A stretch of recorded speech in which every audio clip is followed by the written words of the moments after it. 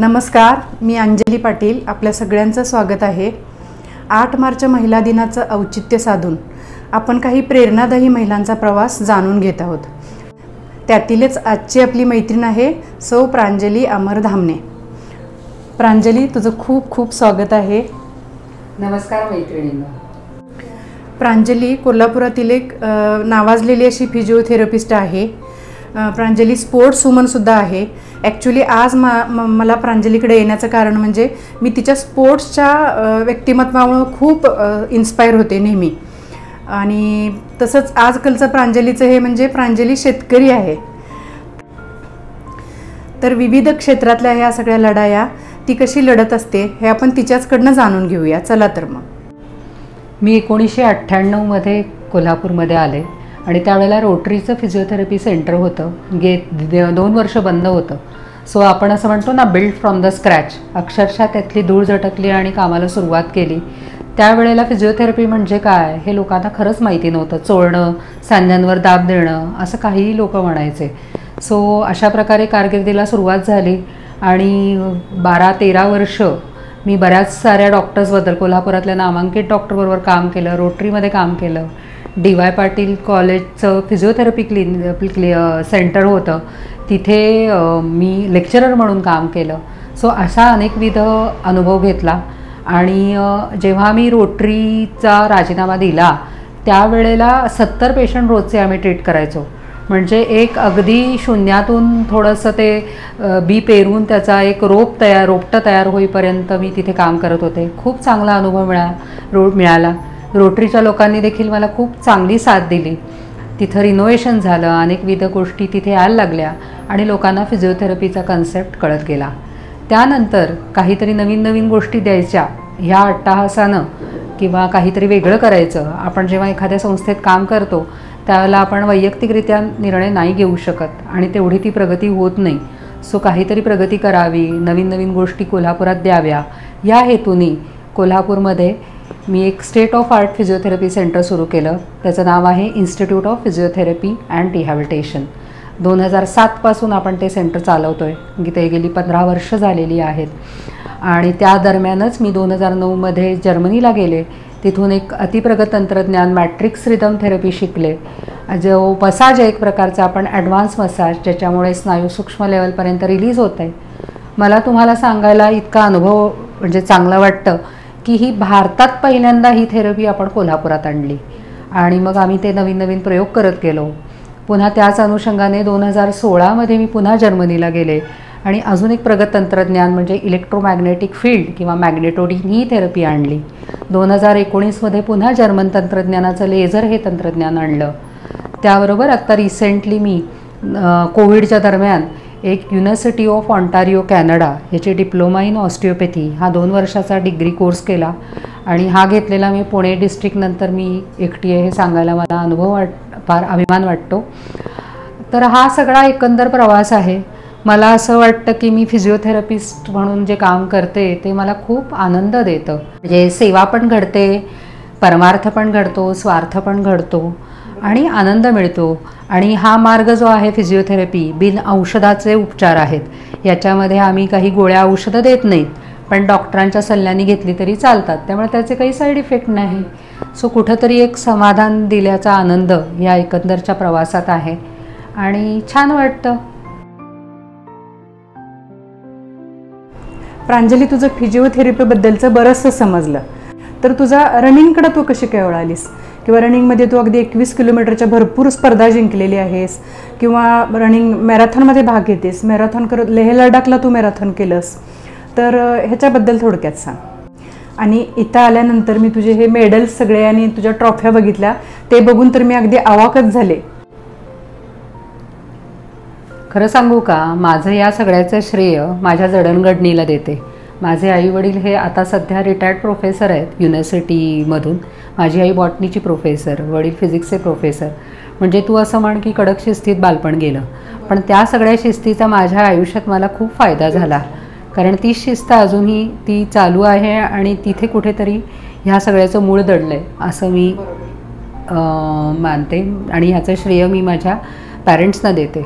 आणि त्याबरोबर माझा ह्या पुढच्या प्रवासामध्ये माझ्या लग्नानंतर माझ्या सासू सासऱ्यांनी मला जे पाठबळ दिलं, माझा नवरा माझ्या पाठीशी भक्कम उभा राहिला, इव्हन आता माझा मुलगा देखील मला साथ देतो.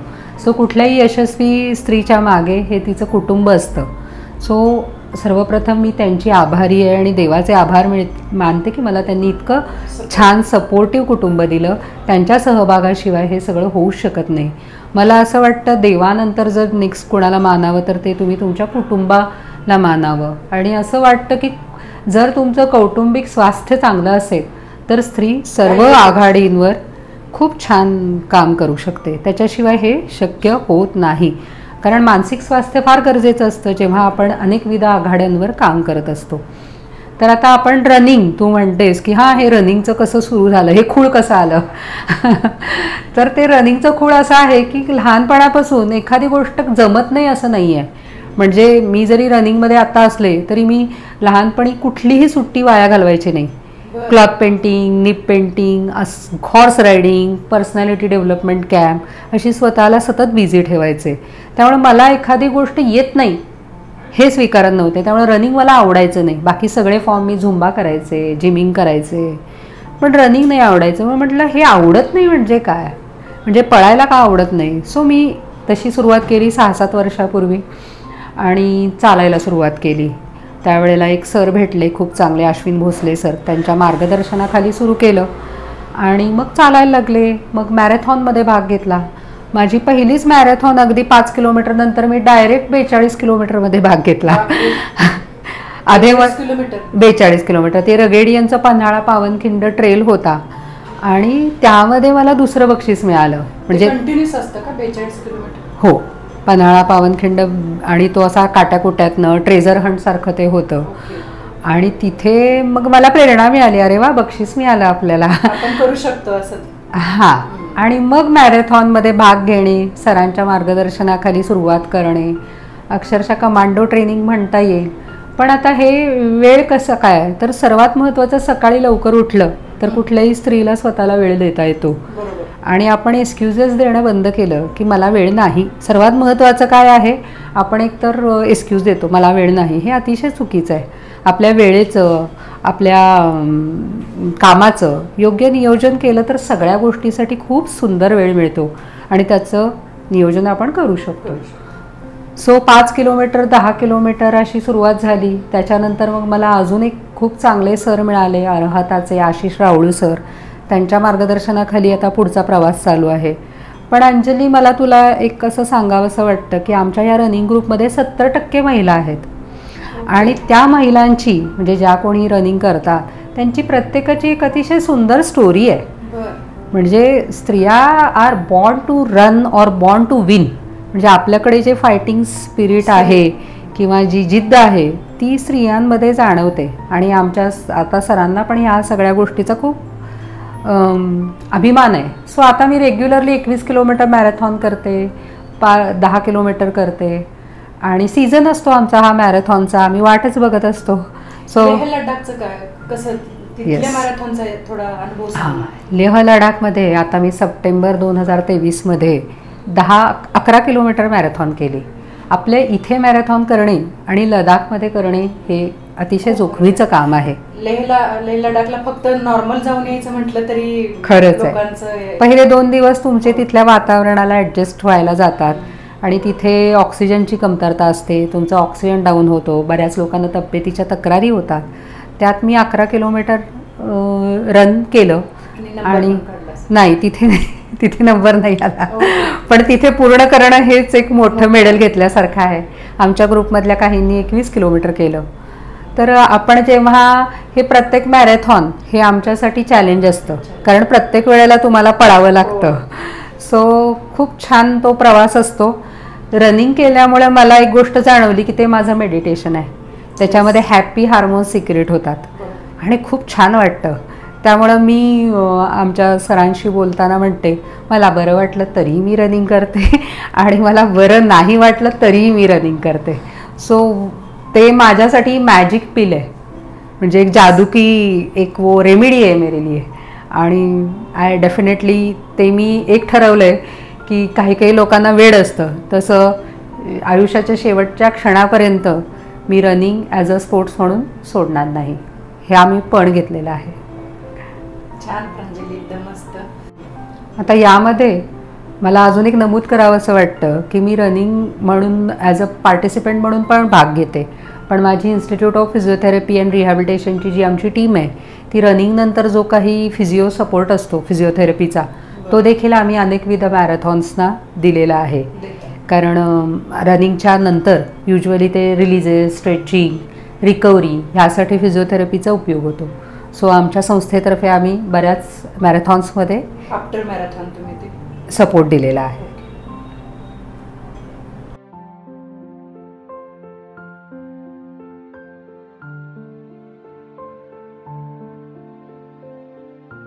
हल्ली तू नुकतंच शेतीकडे वळलेली आहेस, तर फिजिओथेरपी एक डॉक्टर म्हणून आणि स्पोर्ट्स वुमन आणि ही शेती, हे काय प्रकार आहे? आता हे आपण असं म्हणूया शेतीचं खूळ किंवा शेतीचं वेळ हे कसं लागलं, तर ह्या शेतीच्या म्हणजे बीज रोवायचं काम माझ्या मिस्टरांनी केलं. लॉकडाऊनमध्ये आम्ही पूर्ण कुटुंब एकत्र होतो, त्यावेळेला ते व्हिडिओ बघत होते आणि त्यावेळेला आपण सगळं जग खडखडून जागं झालं की आपण चांगलं आरोग्य कसं जगता येईल. तुझ्या लक्षात आलं असेल हो की नाही, आपण सगळे आरोग्याबद्दल विचार करायला लागलो आणि तेवढा वेळ मिळाला. त्या दरम्यान आम्ही असा विचार केला दोघांनी की आपण जे काय खातो ते सगळं विषारी आहे किंवा ते योग्य नाही आहे, तर आपल्याला चांगलं अन्न खायला मिळालं तर आपलं आरोग्य चांगलं राहील, कारण आहार हेच औषध आहे. मग ते आपण जर ग्रो करू शकतो का, किंवा आम्ही काही व्हिडिओज बघितले आणि त्यांनी आम्ही इन्स्पायर झालो. आणि हे सगळं माझ्या मिस्टरांचीच आयडिया. त्यांनी 2.5 वर्षापूर्वी एक अक्षरशः माळरानावर आम्ही एक जागा बघितली. शेतच नव्हतं, ते बॅरन लँड म्हणतो असे, अगदी माळरान होतं. ते 1.5-2 वर्षापूर्वी बघितलं. मग त्याच्यानंतर आम्ही एक यूट्यूबवर पर्माकल्चर ह्या प्रिन्सिपलची आम्हाला ओळख झाली. पर्माकल्चर म्हणजे परमनंट ॲग्रिकल्चर, म्हणजे आपण अशा पद्धतीनं शेती करतो की पाण्याचं साठवणूक व्हावी, जमिनीचा कस सुधारावा आणि नॅचरल रिसोर्सेस आहेत त्याचं पुरेपूर युटिलायझेशन व्हावं. ह्या अनुषंगानं आपण ते पर्माकल्चर तत्वानं शेती सुरू केली आणि त्याच्यासाठी आपण एक गोव्याच्या नामवंत सायंटिस्ट आहेत त्यांचं कन्सल्टेशन घेतलं. आता मला तुला सांगायला इतका अभिमान वाटतो की आता आम्ही आमच्या घरातल्या भाज्या ह्या आमच्या शेतातून येतात. फळं आम्ही पपई, पेरू ह्या गोष्टी आमच्या शेतातून येतात. सो मी अभिमानाने सांगू शकते की आम्ही विषमुक्त खातो आणि खूप समाधान देतं. आपल्या शेतातला एखादा टॉमॅटो असू देत किंवा वांगी असू देत, ह्या गोष्टी अतीव समाधान देतात. तुझे फ्युचर प्लॅन्स ठरलेलेच असतील? हो. आता खरं सांगू का अंजली, गेली 25 वर्ष मी या क्षेत्रात काम करते आहे आणि मला असं वाटतं की प्रत्येक स्त्रीकडे ना तो काहीतरी एक अस्वस्थपणा पाहिजे. तुम्ही कम्फर्ट झोनमध्ये राहिला ना तर आहे तेच पाट्या टाकत तुम्ही काम करत राहता. सो तुझ्याकडे जसा तो अस्वस्थपणा आहे तसाच माझ्याकडे देखील आहे. त्यामुळे नवीन नवीन गोष्टी करणे, काहीतरी वेगळं ठरवणे हे मी देखील ठरवलं आहे. मला असं वाटतं की आता आयुष्याच्या या टप्प्यावर मी खूप सुखी आहे, समाधानी आहे, सगळ्या क्षेत्रात व्यवस्थित काम करते, तर मी समाजाचं काहीतरी देणं लागते. सो मी आता सध्या फिट राहा आणि खुश राहा हे स्त्रियांसाठीचं पर्टिक्युलरली मोटिवेशनल लेक्चर, ज्याच्यामध्ये आहाराचं महत्त्व, व्यायामाचं महत्त्व, मानसिक स्वास्थ्याचं महत्त्व, आपल्या वेळेचं आणि कामाचं नियोजन, ह्या सगळ्या गोष्टी मी स्त्रियांना मोफत व्याख्यान देत असते. आत्तापर्यंत एक 50 ठिकाणी तरी माझी याविषयीची प्रबोधनपर व्याख्यानं झालीत आणि हे मिशन मला पुढं न्यायचं आहे. त्याबरोबर अजून एक मिशन आहे, म्हणजे एक मोबाईल व्हॅन कन्सेप्ट घ्यावा. म्हणजे आता मी शहरात काम करते, असं म्हणतात की जिथं पिकतं तिथं विकत नाही. मग का नाही आपण जिथे गावातली लोकं आपल्यापर्यंत नाही पोचू शकत, तर का आपण गावापर्यंत नाही जायचं, असा एक डोक्यात विचार आहे की आपण खेडोपाडी जाऊन तिथल्या स्त्रियांना आपल्या मोबाईल व्हॅनच्या थ्रू फिजिओथेरपी सर्व्हिसेस द्यावं, आपण लोकांपर्यंत पोचावं. प्रकाश आमटीसारखे लोक दुर्धर भागात जातात की तिथे रस्ते नाहीत, वीज नाही, तर आपल्याकडे तर एवढ्या सगळ्या सुखसोयी आहेत. सो हे एक माझं मिशन आहे की खेडेपाड्यात पोचून फिजिओथेरपी त्या लोकांना द्यायची आणि चांगलं काम करत राहायचं. खूप छान, तुझा कन्सेप्ट हा खूप छान आहे. तुला भरपूर यश मिळो. आपल्या मैत्रिणींना काय सांगशील प्रांजली? अंजली, या क्षेत्रात काम करताना मला एक गोष्ट जाणवली की आयुष्य ना हे खूप क्षणभंगूर आहे. आज मी तुझ्याशी समोर बसून बोलतेय, मला माहीत नाही मी नेक्स्ट मोमेंटला असेल की नाही. सो असं म्हणतात की प्रत्येक क्षण हा शेवटचा क्षण आहे असं समजून भरभरून जगा. जिंदगी ना मिले दोबारा. दुसऱ्यांबरोबर कंपेअर नका करू. प्रत्येकाची काही ना काहीतरी स्टोरी असते. स्वतःवर काम करत राहा, जे खूप सोपं असतं दुसऱ्यांकडनं अपेक्षा करण्यापेक्षा. आणि मला असं वाटतं की जशी दृष्टी तशी सृष्टी. सो आपण आपल्या दृष्टीवर काम करत राहिलं तर आपली सृष्टी खरंच खूप सुंदर आहे. आणि कायम फॉरगिव्ह अँड फॉरगेट. म्हणजे जर काही आपल्या आयुष्यात घटना घडल्या किंवा त्याचा निचरा करत राहा. सारखा त्या गोष्टी ठेवू नका. जसं एखादा कचरा ठेवला तर त्याची दुर्गंधी येते, तसंच आहे. आणि मनावर काम करा. असं मला वाटतं की जो मनाला जिंकतो तो जगाला जिंकतो. आणि हे सतत करत राहायला पाहिजे. व्यायाम चांगला ठेवा, आहार चांगला घ्या, मन प्रसन्न ठेवा. ग्रॅटिट्यूड हे खूप महत्त्वाचं फिलिंग आहे. जे काही आपल्याला आयुष्यात मिळालं आहे त्याच्याविषयी कृतज्ञता बाळगा. सो खूप छोट्या छोट्या गोष्टी आहेत. आणि वेळेचं, आपल्या कामाचं नियोजन करा. आणि कायम सकारात्मक लोकांच्या सहवासात राहा. ह्या सगळ्या छोट्या छोट्या गोष्टी केल्या तर आयुष्य खूप सुंदर आहे. आणि खूप महत्त्वाचं की तुम्हाला जमेल तेवढं द्यायला शिका. तुम्ही जेवढं देता त्याच्या भरभरून आपल्याला देव देत असतो. आणि जसं आपण कर्म करू तशी आपल्याला फळं मिळतात. त्याच्यामुळं आपलं कर्म चांगलं ठेवा. एवढाच माझा तुम्हाला सगळ्या मैत्रिणींना सल्ला आहे. खूप छान असा मोलाचा सल्ला दिलेला आहेस. आपल्या मैत्रिणींना नक्कीच तो प्रेरणादायी ठरणार आहे. आणि तुझे खूप खूप आभार. शेवटापर्यंत आलोय आणि या वेळेला मला माझी लाडकी, इन्थुझियास्टिक, इन्स्पायरिंग, डॅशिंग मैत्रीण हिचं खूप कौतुक करावं असं वाटतं की ती सतत उत्साही असते आणि तिने आमच्यासारख्या स्त्रियांना एक खूप सुंदर प्लॅटफॉर्म केलाय. सो मी ईश्वराकडे प्रार्थना करते की अंजली, असंच बळ तुला लाभो आणि तुझ्या हातून असंच चांगलं चांगलं काम होत राहो. धन्यवाद.